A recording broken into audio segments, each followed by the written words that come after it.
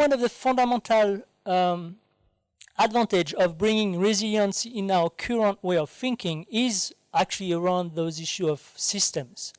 And I was quite happy to hear this morning actually that I don't expect to teach you anything here, because a lot of people actually during the discussion we had have actually already mentioned those issues of scales and those issues of being able to understand that the issue we're facing is essentially an issue of interaction between different elements, different components. Essentially, thinking system is recognizing the essential property of interaction between different components. In particular, and I think in terms of food security, the good thing about resilience is keep pushing back on the table that social and ecological component. There's a big, huge literature, so obviously as practitioners we might not be necessarily sensitive to it, but coming from the theoretical perspective, a lot of people, very talented people, have actually highlighted how important it is to keep always in mind that even as food security, we might have tendency to talk about household, but we can't talk about food security of household if we can't, or if we forget that they are actually evolving into an environmental context. So the link between the social and the ecological component is greater and is very important for different reasons. The first one is, as we know, the most vulnerable households are actually the ones that usually depend more heavily on the environment and natural resources. The second reason is, from a disaster risk reduction perspective, we also know that some actually ability to buffer some of the impact of those natural disasters is actually played by the ecosystem services themselves. In the African context, I can't think of a concrete example, but definitely in the Asian context, those issues of typhoon and hurricanes, we know that the mangrove is actually a key player to actually buffer and reduce the impact of the wind and the impact on the wave. So again, I think in the African and particular Somalia context, we might have to improve our own understanding, but clearly the ecosystem itself play a role to sometimes actually reduce some of those impacts. And I think one of the third good reasons about these sort of being encouraged to think system in relation to the to those natural resource, those natural disasters, is the fact that he also bring or help us realizing that some of the vulnerabilities are not necessarily either just environmental, they are not simply social, but they are always at the interface between social and environmental dynamics. The fact that also more and more of the shocks that people and communities are facing are covariate is also a good reason to start thinking system. I know that we always say climate change is about the increased frequency and increased severity of shocks, but I think we need to realize that 50 years ago, people were living almost independently from each other. Now, with the globalization and the commercialization, the farmer, even at the border between Sudan and on the very east part of Sudan, would have to be linked to market. So it makes him also vulnerable to some of the shocks that are happening at different scale, in particular at a higher scale. Issues of feedback and complexity, this is very technical, but I think I will illustrate that a bit later. And again, the recognition that some of the shock, some of the source of vulnerability that some people are now facing at their level is actually coming from some other part of the world. And the perfect storm that people have faced in the 2009, 2010, that combination of shocks were actually originated often in different parts of the world and were affecting households at the local level. Resilience is multi-scale by nature. This is what I want to show actually next. If we on the horizontal axis recognize the different intensity of shocks, and on the vertical axis also taking into account the different type of response that people put in place to actually sort of respond to those shock, then we have and we need to recognize that actually resilience is the combination of 3 different type of capacities, and this is why different people already have mentioned those the importance of considering resilience as issues around capacity. So obviously, if the household will sort of respond in a way that is more around coping capacities with the objective of basically persisting to different type of shock, then if the shock is actually a bit higher in terms of intensity, or if the household is actually going to respond by adaptive capacity by adoption, then you have some incremental adjustment. Eventually, you could even imagine that some of the households don't simply cope, but actually have to transform. The point here maybe I wanted to make is, if historically, in a very oversimplistic way to say, is that short-term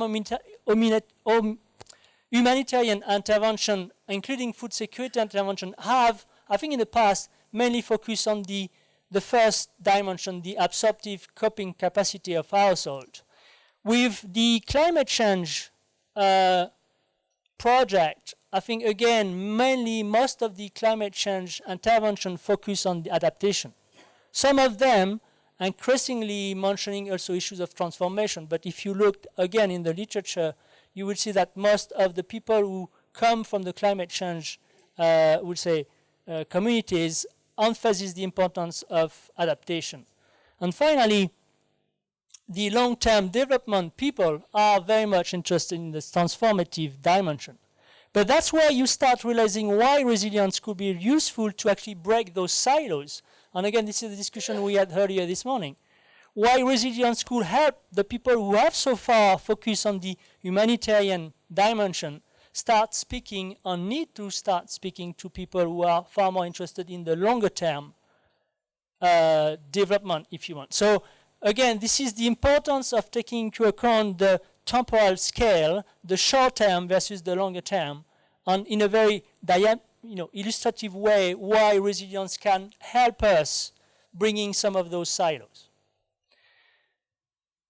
Now, if we put this together, and again, there's nothing here that you will not have already sort of faced at the practical level. If we recognize that resilience have something to do at the individual level, you will don't focus on the indicators that are here. So the CS4FS is basically coping strategy for food security. So what I'm trying to show here is that you will have to include in the way you conceptualize your monitoring of your resilience different scales at the individual, household, community, and ecosystem. So at the individual level, you will have to have some indicators that capture some changes in some of the important dimensions of your resilience. You will have to capture some changes at the household level. You could capture income changes, assets changes. At the community level, you will need to then incorporate in your analysis some of the interaction between households, therefore at the community level. So social changes in your conflict between, for instance, intra-household and inter-household conflict. And then further up, in terms of scale, in terms of spatial scale, taking into account and including in your analysis some indicators at the ecosystem level. The important points to notice is that on the vertical axis, the frequency of your survey will have to also reflect the fact that the larger the type of variable you're looking at, the slower they are usually. This is something that has been, I would say, observed in the ecological literature, but for us, people interested to capture some of the change, it means that your survey, or the frequency of your survey, will have to be different if you try to capture some of the dynamics at the individual level, which could be at monthly or bi-monthly level. This is the film with the free picture that Mark was talking about. You can't capture something which is changing very fast by only having an annual survey. So you will have to have some higher frequency survey. And the further, obviously, you move along the spatial scale, the more, the further in terms of frequency you can also move. So you can probably have some biannual indicators for some ecological changes, but when it comes to household or individual, you will have to have higher frequency survey. I will stop here.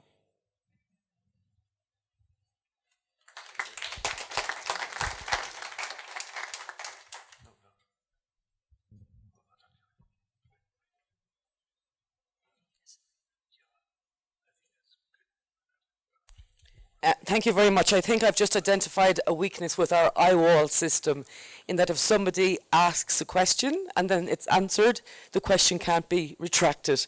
So there was a couple of questions that appeared that I think Chris actually answered already.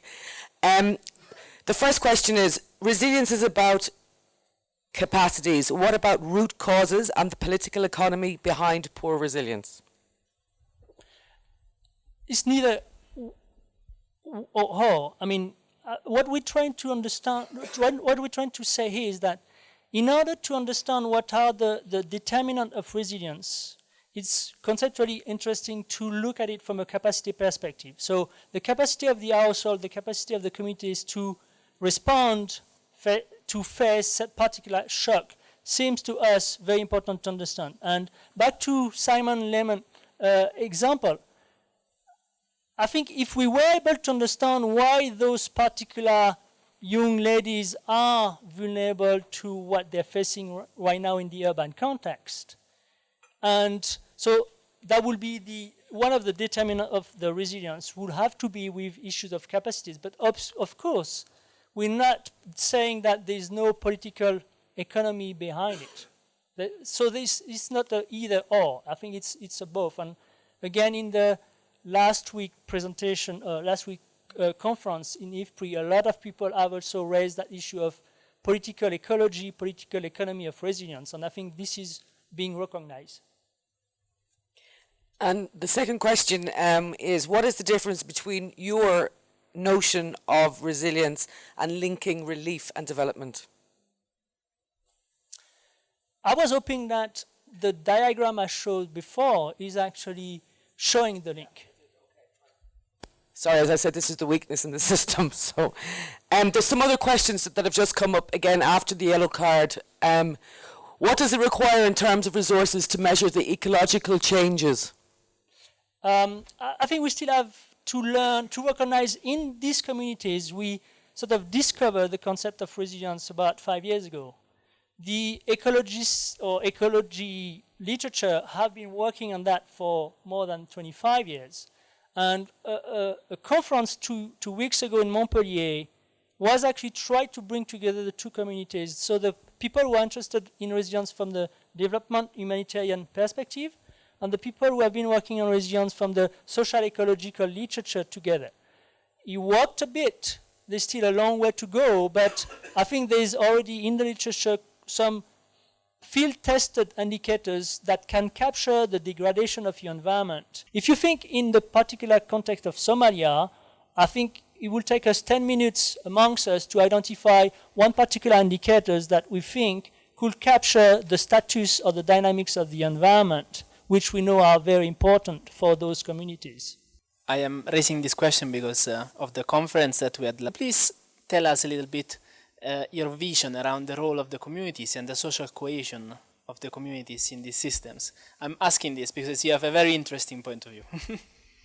Okay, well, apology for those who were in the conference last week. I think the point I made in that particular time of the conference was, I will start it the same way. I think as a community of practitioners, we probably have a strong assumption about how important social cohesion is to strengthen resilience at the community level. I think that's an underlying assumption, which is the stronger the community, probably the more resilient it is, right? Who would disagree with that assumption? Nobody. I can give you an example where we need to be slightly more subtle and nuanced in our analysis. You could very well imagine a situation where actually that very strong community is so strongly linked to each other that actually prevent them to adapt or to transform, because they believe so much in the type of living strategy that they had for 20, 30, 100 years, that they're not willing to accept that they need to change. So sometimes norms and social cohesion can actually prevent the right change that is necessary. So we can't simply assume that social cohesion is actually going to build resilience. If in the diagram you actually need to transform, sometimes the cohesion is actually what prevents people from transforming.